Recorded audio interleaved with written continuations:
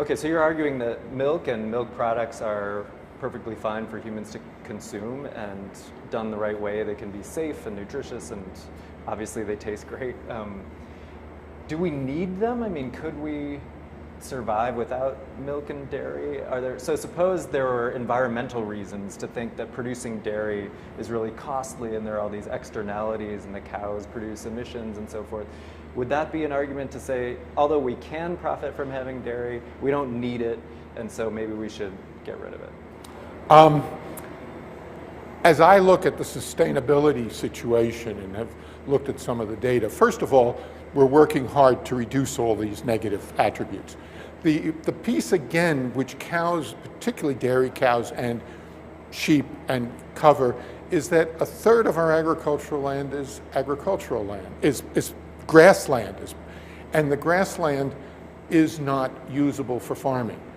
So if you drive to Cornell, coming in on any one of our routes, of which there are not very many of them, you're running through rolling hills.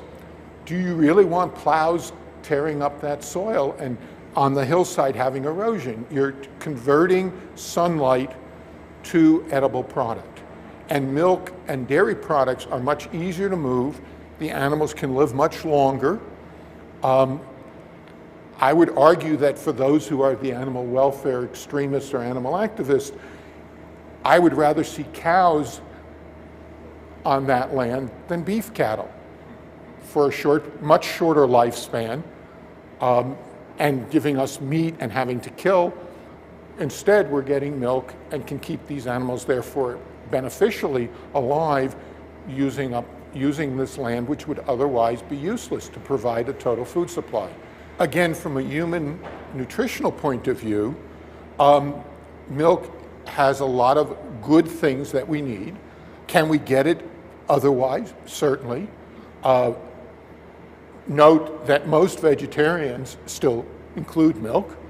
Most vegetarians are lacto-ovo, they take milk and eggs.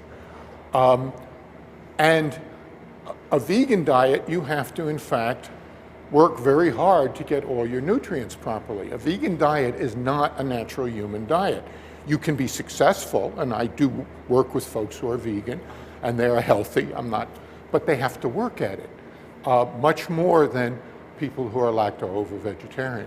And one of the things we do, one of the things that is lacking, and people who think about these things, and the government included, decided that vitamin A and vitamin D are two vitamins that we're lacking. They are not found in large quantities in milk, but that milk was a perfect vehicle for getting that to the largest number of people because so many people drink milk.